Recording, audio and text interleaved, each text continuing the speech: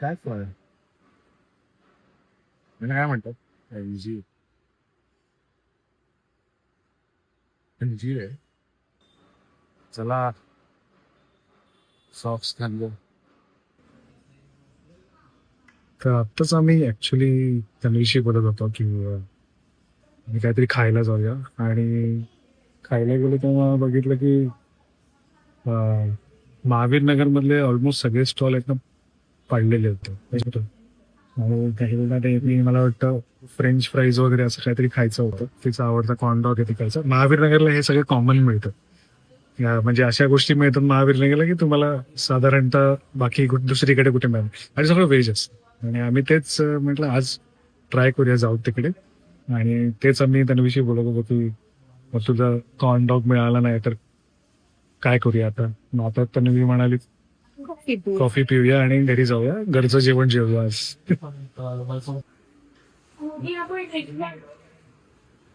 चला आता कॉफी पिऊन झाली आहे, आता घराकडे वाटचाल करूया.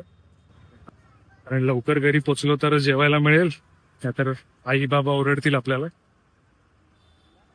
आधीच ते म्हणत असतात की बाहेरचं जास्त खाऊ नका, बाहेर खूप होतं. बरोबर आहे ते का, आम्ही बरेच काय खातो असं डाएटच्या नावावरती बाहेरचं खाताय हे.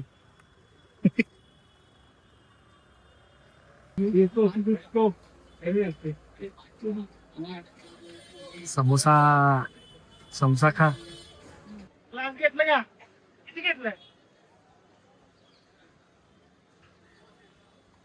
ठीक आहे. गरम आहे का? गरम आहे. मसाला जास्त आहे, तिखट आहे. आणि ओके, म्हणजे नॉर्मली जे वडापाव होतो तसे काय. हा समोसा पण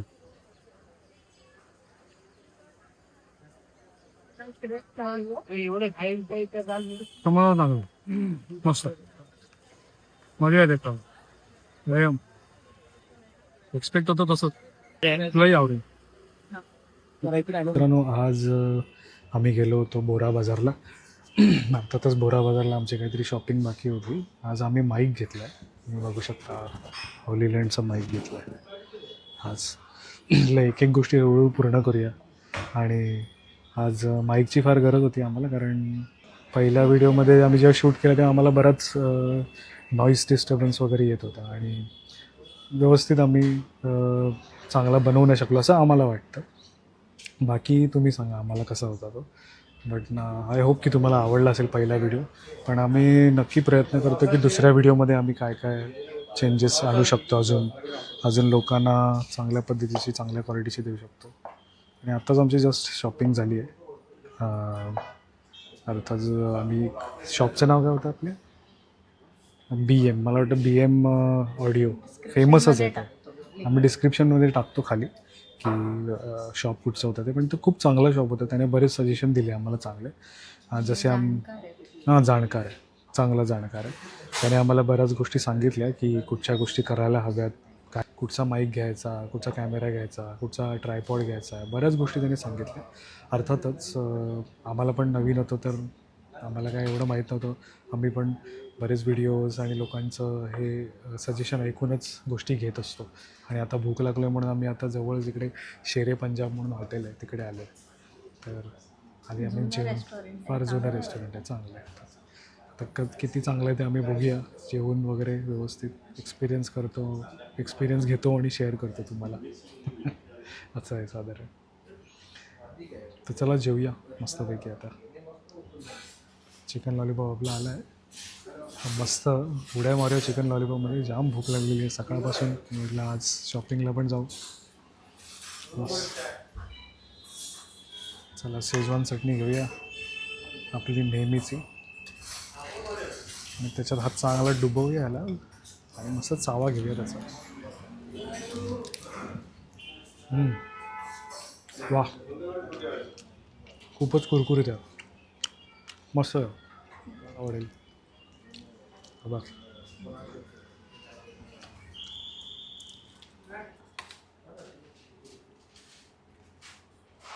थँक्यू. चिकन लबाबदार आलेलं आहे आपलं. मस्त दिसतं एकदम ज्युसी आणि टेंडर पण आहे. मग असे लॉलीपॉप टेंडर होतात तसंच आहे साधारण. आपले गरम आहे, हात भाजले. चांगलं तोडी आहे.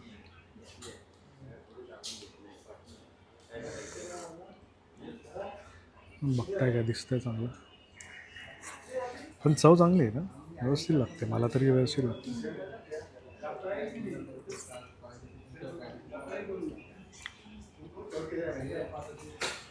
कांदा लागतोच आपल्याला, कांद्याने वेगळी चव येते. अजून शूटिंग सुरू करायच्या आधी मी आणि तन्वी एवढे रेस्टॉरंट फिरले, एवढे जे आहेत जुने पुराणे व्हिडिओ आहेत आमचे, त्याच्यामध्ये आम्ही बऱ्याच गोष्टी सांगितलेल्या पण काय. पण मी फार बिझी आहे. आमचा 8 मिनिटचा व्हिडिओ होता, तो पण लवकरच तुम्हाला दाखवतो. खरं जितना देर करोगे उतना देर होता है. इधर बड़ा मार्केट है, सस्ते में मिलता है. या ब्लॉगिंग अशी गोष्ट आहे ना, दुसऱ्यांना पण इन्स्पायर करते ती. आता तो आम्हाला जो सर्व करतो तो सांगत होता की त्याला पण चालू करायचं आहे. माझं म्हणणं हेच आहे की बाबा जर मनात असेल करायचं तर केलं पाहिजे, उशीर व्हायला नाही पाहिजे त्या गोष्टीला. का तसं आम्ही केलं आहे. तन्वी आणि माझं बोलणं चालू होतं जवळजवळ 2017-18 मधली गोष्ट आहे. परेलला मी जॉबला होतो, तेव्हाच मी ठरवलं की असं काहीतरी करायचं ब्लॉगिंग वगैरे. कारण मी बरेच फिरायचो, खूप ठिकाणी फिरलो आहे. आणि आज आपण वाट बघत होतो ती इंडिया झिम्बाब्वे मॅचची आहे. त्याचं कारण एक होतं असं की इंडिया पहिली मॅच साऊथ आफ्रिकेवर एकदम दारुण पराभव जसं बोलतो आपण तसा पराभव भारताचा झाला होता. आणि सेकंड मॅच जी होती ती फार इझी होती म्हणून असं आपण कन्सिडर करत होतो, इंडिया वर्सेस झिम्बाब्वे. पण अर्थातच इंडिया जिंकली आहे फायनली. हॅप्पी वातावरण असं नाही आहे, कारण आजचा जो परफॉर्मन्स आहे इंडिया झिम्बाब्वेचा तो इतका जसा आपल्याला हवा होता तसा नाही झाला आहे. बॅटिंग आपण खूप चांगली केली. 2 ओपनर संजू सॅमसन आणि अभिषेक शर्मा दोघांनी बॅटिंग केली. सुरुवात चांगली केली, पण एकदा संजू सॅमसनने एवढा चांगला परफॉर्मन्स नाही दिला. पण अभिषेक शर्माचा जो परफॉर्मन्स होता तो फार चांगला होता. म्हणजे मागच्या 3-4 मॅच आपण बघितलं तो डकवरती जात होता, आणि आजचा परफॉर्मन्स इतका इम्पॉर्टंट होता त्याच्यासाठी की त्याला तो एक मोमेंटम मिळणार होता, आणि त्या मोमेंटमने पुढच्या मॅचेस पण तो खेळेल असं आपल्याला वाटतं आहे. आणि आजचा अर्धशतकानंतर तर नक्कीच त्याचा परफॉर्मन्स आपण बोलू शकतो चांगला झाला. त्यानंतरही आपल्या कॅप्टन सूर्यकुमार यादवने चांगला परफॉर्मन्स दिला. अर्थातच तो 50 मारू नाही शकला, पण फार कमी बॉलमध्ये, मला वाटतं 13 बॉलमध्ये 38 रन मारले त्याने. आणि हार्दिक पांड्या नेहमीप्रमाणे एकदम जोशात निघाला, त्याने अक्षरशः तोडून काढलं. पण त्याने 50 मारली, आणि फार एक 22 ते 25 बॉलमध्ये त्याने ती 50 मारलेली आहे. आणि हार्दिक पांड्याच्या साथीला होता तो तिलक वर्मा, आणि तिलक वर्माने पण अक्षरशः झोडून काढलेलं आहे. 17 बॉलमध्ये 44 रन केले होते. तर खूप चांगला परफॉर्मन्स दिला. पण जेव्हा बॉलिंगची वेळ आली आपली, तर आपल्याला पाहिजे तसा तो परफॉर्मन्स झाला नाही. मी जेव्हा मॅच बघतो तर मला तरी असं वाटतं की फार गचाळ क्षेत्ररक्षण केलं आहे. म्हणजे फिल्डिंग फारच एकदम हलक्यामध्ये घेतलं. आणि त्यांना असं वाटलं की मला असं माहिती नाही, पण मी असं म्हणतो, आम्ही चर्चा करतो क्रिकेटबद्दल तेव्हा असं बोलतो की हे लोक ते सिरियसनेस घेत नाही आहेत. तसंच ते मला आपण ज्या भाषेत ज्या चर्चा करतो ना तसंच त्यांचा परफॉर्मन्स वाटत होता. 150च्या आत ऑल आऊट झाले असते तर मजा आली असती मॅच बघायला अक्षरशः. पण झिम्बाब्वेने पण बघावं, म्हणजे सांगायला गेलं तर झिम्बाब्वेची बॅटिंग खूप चांगली झाली. अर्थातच त्यांचा ओपनर जो होता बेनेट, त्याने शेवटपर्यंत बॅटिंग केली. पण एनी विच वेज स्कोअर खूप जास्ती होता म्हणून तिथपर्यंत ते पोचू नाही शकले.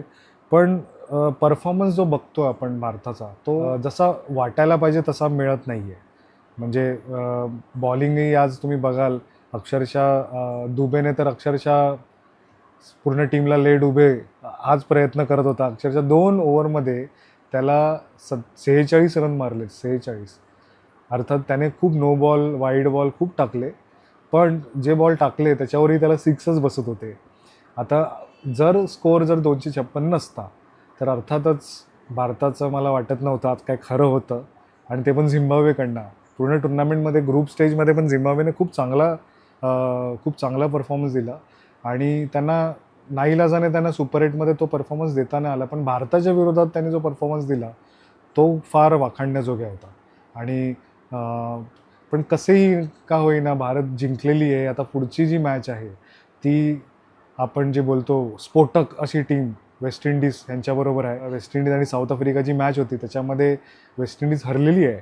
ती हरलेली आहे असं बोलू नाही शकत आपण, कारण त्यांची मॅच साऊथ आफ्रिकेवर होते. साऊथ आफ्रिकेचा जो परफॉर्मन्स बघतोय तो अक्षरशः वर्ल्ड कप बोलतात ना, विनिंग टीम जशी खेळायला पाहिजे तसा परफॉर्मन्स देतात. फक्त एक विकेट घालून त्या लोकांनी रन चेस केलेला आहे वेस्ट इंडिजसोबत. तर त्या लोकांना तो परफॉर्मन्स मला वाटतं बॉलिंगमध्ये देता नाही आला वेस्ट इंडिजला. पण मला वाटतं भारताने वेस्ट इंडिजला तेवढं हलक्यामध्ये घेतलं नाही पाहिजे, कारण जर तसं केलं तर अर्थातच आपल्या हातातनं हा वर्ल्ड कप गेला म्हणून समजावा. कारण जर वेस्ट इंडिज जिंकली तर आपल्याला काहीच चान्स नाही, म्हणजे आपण 2 मॅच हरलो, घरी प्रस्थान करणार सगळे. हा एकंदरीत जो प्रवास आहे तो असा चाललेला आहे. द नेक्स्ट मॅच जी आहे ती रविवारी आहे, इंडिया वेस्ट इंडिज. अर्थातच सगळे रविवार आहे म्हटल्यावरती सगळ्यांचं लक्ष त्या मॅचवरती असेल आणि आपण होप करूया की इंडिया ती मॅच जिंकेल आणि सेमीफायनलला आपण जाऊ आणि सेमीफायनलला जाऊन जी टीम लागेल त्यांच्यावर परफॉर्मन्स चांगले देऊ. पण परफॉर्मन्स हा एक चिंतेची बाब आहे, हे नक्की आहे. मला वाटतं आपला कोच गंभीर आणि आपला कर्णधार सूर्यकुमार यादव या गोष्टी त्या लोकांनी जर सिरियसली घेतल्या तर नक्कीच आपण भारत जसं बघायला गेला तर काय म्हणजे एक वीक टीम नाही आहे ती. अर्थातच खूप चांगली टीम आहे. बॅटिंगच्या बाबतीत तर आपण खूप चांगलं आहे, पण ती बॅटिंग जी होती ती साऊथ आफ्रिकेने अक्षरशः म्हणजे खोदून काढली ती बॅटिंग आणि एक प्लेयर आहेत ना त्या लोकांचे परफॉर्मन्स फुल डाऊन केले होते. मॅच तुम्ही बघितली असेल तर कळलंच असेल की आपल्याला जो परफॉर्मन्स आहे तो अजून वाढवावा लागेल आणि मला वाटतं पुढच्या मॅचला कदाचित ते वाढवतील. ग्रुप 2ची परिस्थिती अशी आहे की उद्याची जी मॅच आहे ती इंग्लंड विरुद्ध न्यूझीलंड आहे. मला वाटतं इंग्लंड जर जिंकली तर ती ऑलरेडी ती सेमीफायनलला गेली आहे, तर इंग्लंड जिंकली तरी त्यांना काही फरक पडणार नाही आहे. पण न्यूझीलंडचे बाहेर जाण्याचे चान्सेस वाढत आहेत. पण दुसरी मॅच परवा जी आहे ती श्रीलंका विरुद्ध पाकिस्तान आहे आणि पाकिस्तानची परिस्थिती अशी आहे की त्यांना ही मॅच जिंकावीच लागणार आहे आणि जर नाही जिंकली तर ते बाहेरच आहेत. पण जर ते जिंकले त्यांच्या रन रेटनुसार त्या लोकांना काउंट केलं जाईल जर ते सेमीफायनलला जातील, अशी परिस्थिती आहे. पाकिस्तानची फार बघायला गेली तर बिकट परिस्थिती आहे. तर मला तरी असं वाटतं की इंग्लंड विरुद्ध न्यूझीलंड मॅच फार टफ होईल. कोण जिंकेल काय सांगता येत नाही. न्यूझीलंडचा परफॉर्मन्सही खूप चांगला होता श्रीलंकेविरुद्ध आणि मला वाटतं इंग्लंड विरुद्ध पण ते चांगला देतील, कारण इंग्लंड बघायला गेलं तर अजूनही फलंदाजीमध्ये ते लोक बरेच अडथळे येत आहेत त्यांना. फक्त हॅरी ब्रूक सोडला तर मला वाटतं बाकी कोणाला अजून तशी फलंदाजी जमलेली नाही आहे. आणि न्यूझीलंडचा एकंदरीत परफॉर्मन्स पूर्णपणे सगळ्या प्लेयर्सनी खूप चांगला परफॉर्मन्स दिलेला आहे. श्रीलंकेविरुद्ध पण खूप चांगले केलेले होते, त्यांच्या बॉलर्सने पण खूप चांगला परफॉर्मन्स दिला आहे. तर उद्याची मॅच मला असं वाटतं कदाचित न्यूझीलंडचे जिंकण्याचे चान्सेस जास्त आहेत. जर न्यूझीलंड उद्याची मॅच जिंकते तर त्यांचे साधारण 90% तरी चान्सेस आहेत की ते लोक सेमीफायनलला जातील. कारण श्रीलंका आणि पाकिस्तानची जी मॅच आहे ज्याच्यामध्ये पाकिस्तान जर जिंकली तर पाकिस्तानचा रन रेट जर चांगला असेल तर ते लोक जातील. पण मला वाटतं खूप चांगल्या मार्जिनने पाकिस्तानला जिंकावं लागेल, नाहीतर असंही त्यांचे 80% त्यांना चान्सेस हेच आहेत की ते लोक वर्ल्ड कप बाहेर गेलेले आहेत. पण काही सांगता येत नाही. क्रिकेट असा गेम आहे की बऱ्याच गोष्टी या अनपेक्षितपणे घडत असतात आणि तरच असं जर घडलं तरच मॅच बघायला मजा येते. आणि समजा इंडिया जर जिंकली वेस्ट इंडिज विरुद्ध तर आपल्याला इंडिया पाकिस्तान मॅच पुन्हा बघायला आवडेल. पुन्हा आम्ही एका मित्रांबरोबर एक गेट टुगेदर करू आणि मस्तपैकी ती मॅच बघू, असा आमचा नेहमीच प्लॅन असतो. या सेमीफायनल कोणाविरुद्धही असेल ती आपल्याला बघायला नेहमीच मजा येणार. आणि ठीक आहे, पुढची मॅच जी आहे ती सगळ्यांनी आपण एकत्र बघूया आणि त्या मॅचविषयी सुद्धा मी बोलेन. प्रत्येकाचं वेगळं परसेप्शन असेल. तर हा एक ॲनालायसिस माझ्याकडून होता. तुम्हाला तुमचा ॲनालायसिस कसा केलात आणि तुम्हाला आजची मॅच कशी वाटली याच्याबद्दल नक्की तुम्ही कमेंटमध्ये सांगा आणि ह्या विषयावर आपण नक्की चर्चा करू.